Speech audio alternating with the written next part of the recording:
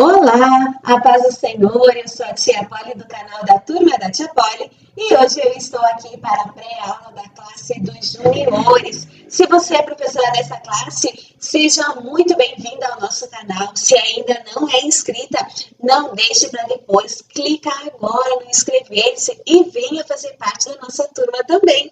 E também quero fazer um convite para você, se você ainda não é inscrito no nosso grupo lá no Telegram, não sabe o que está perdendo, é um grupo muito abençoado. Fora esse material que eu preparo aqui, tem muito mais. Professoras dando sugestões de atividades, de hinos, de chamadinha para as aulas de domingo. Então, é uma bênção, uma troca muito grande. E você também pode contribuir com as suas sugestões lá também.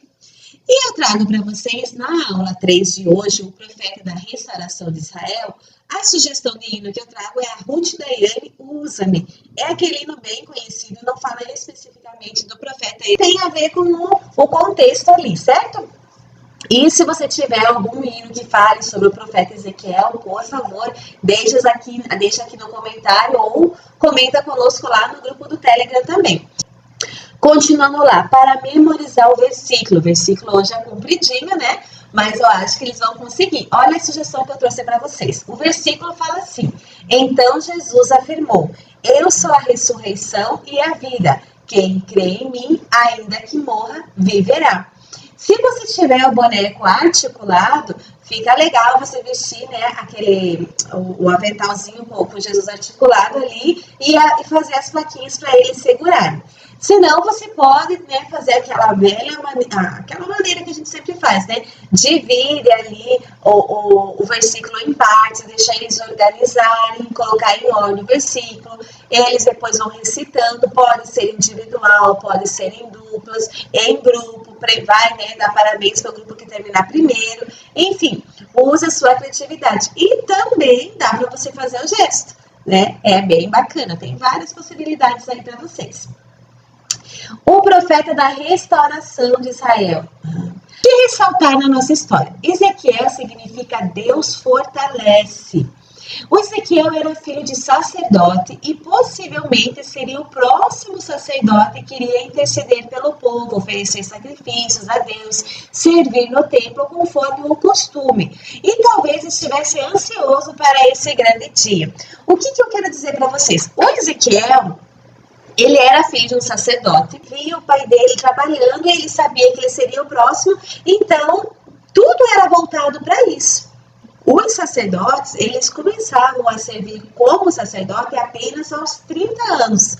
Com 25 anos, eles iam aprender ali o ofício deles, eles começavam a aprender, né, porque o sacerdote ele era meio tudo ali, né? Ele tinha que estudar muitas áreas ali, eles tinham que entender dos animais para a hora do sacrifício, eles tinham que entender ali meio de doenças ali, tanto que era a lepra, tinha cura ou não, aquela pessoa tinha que ser afastada, sabe? Então ele tinha que entender de vários assuntos, certo? Sobre a lei também, por questões de pecado, ele tinha que entender bem a lei. 30 anos ele começava a atuar. Só que o que aconteceu? Quando ele estava prestes, né, a exercer ali o seu ministério, né, a sua função como sacerdote, acontece o exílio babilônico. E aí ele vai, né, para esse exílio ali com o povo, e ele acaba, então, não exercendo a função dele, certo? Porque, né, os planos deles ali foi frustrado quando chega esse cativeiro e ele vai para o cativeiro ali, vai para a Babilônia. Só que quando inicia o versículo 1, a gente fala ali na Bíblia, é no 30º ano. E aí tem muita discussão ali entre os teólogos, né, que estudam e cada um levanta suas questões. É 30 anos eles ficam discutindo ali sobre o que seria esse 30º ano. Mas alguns dizem que é os 30 anos dele, né, no aniversário de 30 anos dele. Se é ou não é, a Bíblia não fala, né, são discussões de teólogo, mas para nós ali não faz muita diferença, certo? Essa interpretação. O que a gente vê ali, aqui tudo indica, quando ele fez 30 anos, ele começaria a exercer essa função de sacerdote e foi levantado como profeta. Então, a que tudo indica é que foi no aniversário dele, talvez de 30 anos, que o Senhor Senhor chamou ele como profeta. E esse profeta, ele estava lá no meio da Babilônia, ele estava vivendo, né, esse cativeiro, mas ele profetizava para o povo que estava lá ainda em Jerusalém, que não tinha ainda sido levado cativo. Ele já estava vivendo cativeiro, né, porque ele era do Reino do Norte, mas ele profetizava ali para o Reino do Sul, que ainda não tinha sido levado como cativeiro, não tinha sido levado cativo, e aí as profecias deles eram ali, algumas das profecias dele, algumas outras eram visões, né, como a gente tem ali as visões dos ossos secos, que é a que traz a nossa lição, mostra muito bem o papel do profeta obedecendo a voz de Deus, porque Deus mandou ele profetizar, levou ele, né, em espírito nesse vale de ossos secos, aí ele olhava e via assim que eram muitos ossos secos, e ele frisa que eram sequíssimos, então quer dizer que eram ossos assim totalmente sem vida. E aí o Senhor fala, pode ter vida esses ossos? E aí ele fala, olha Senhor, o Senhor que sabe, certo? E então aí Deus falou, então profetiza sobre ele. E aí ele profetiza, aí começa, faz aquele barulho, começa ossos juntando com ossos, né? Vocês vão ler essa passagem para explicar bem para as crianças de vocês. O que eu queria trazer para vocês como aplicação disso é que, vejam, o Senhor, Deus, ele podia fazer aquela obra sozinho, ele podia simplesmente, olha, ressuscitar sozinho, mas ele deu ordem ao profeta falar, bradar, né, profetizar sobre aquilo. Então isso mostra o nosso papel hoje. Às vezes a gente olha ali, né, para a situação atual do Brasil e a gente fica falando, esse país aqui, Deus é livre, isso aqui é só por Deus, porque aquele presidente, porque isso, porque aquilo. Da nossa boca não sai nada de bom. Agora, imagine se Deus falasse para nós, olha, profetiza bênçãos para o teu país. Porque quando ele fala para orar pelas nossas lideranças, né, orar por Israel, então ele está dizendo o quê? Profetiza, fala coisas boas, pede, intercede por eles. E aí Deus vai agindo. Então, se nós mudássemos o nosso falar, né, ao invés de nós ficarmos aí denegrindo, lançando mais maldições para o nosso país, nós pudéssemos inverter e começar a abençoar. Não, eu tenho fé que Deus vai levantar essa nação brasileira em clamor pelo seu povo. Não, eu tenho fé que Deus vai iluminar o nosso governante, que o Senhor vai salvar esse país, que o Senhor vai salvar o nosso presidente, que o Senhor vai colocar pessoas boas para fazer. Enfim, pode ser uma coisa assim tão difícil da raiva. Do jeito que tá, não dá. Mas para Ezequiel também não era possível. Ele estava vendo um monte de coisa seco. E o Senhor perguntou, você acha possível? Você crê? Você acredita que eles podem levantar? Então é uma pergunta que eu faço. Você acredita que nosso país possa mudar?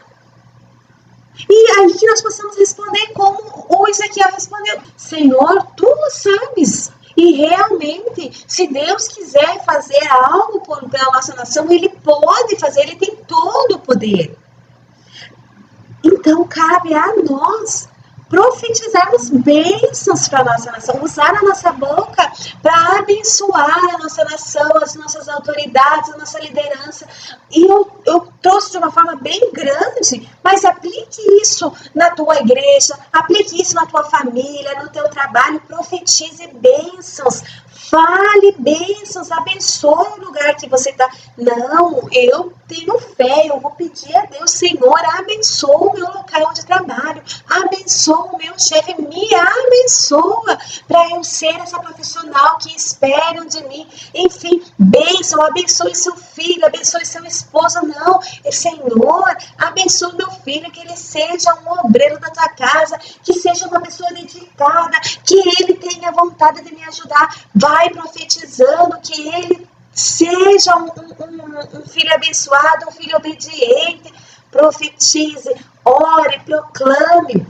Né? A gente entende profecia sempre quando é da parte de Deus, né? Deus entregando uma profecia ali para nós, algo que vai acontecer. Só que a palavra de Deus, a Bíblia, é profecias, é a palavra de Deus. Então você pode orar a palavra de Deus, pode profetizar, porque filhos são flechas. O Senhor pediu para nós orarmos pelas nossas autoridades. Então você não está fazendo nada errado. Independente da palavra que você use, eu coloquei profetizar, mas pode ser falar mesmo, proclamar, interceder ali.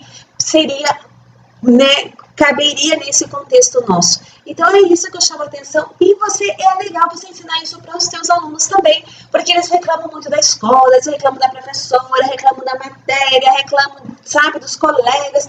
Então ensina eles, ao invés de vocês reclamarem, ao invés de vocês acharem que está tudo perdido, façam como Ezequiel fez, confie em Deus e lancem palavras boas sobre a situação que vocês estão vivendo. Amém? E para finalizar, eu trago para vocês uma sugestão de brincadeira. Vocês vão ver, já no capítulo 1, o Ezequiel, ele tem ali as visões, certo? Então, veja, ele via e ele tentava descrever com palavras o que ele estava vendo. E aí a gente começa a usar a nossa imaginação e as pessoas tentam desenhar o que ele viu. Dá até para você levar algumas imagens ali dos seres que ele via, para as crianças verem, assim, você lê a passagem e traz ali a imagem desses seres, né? É interessante ali para eles.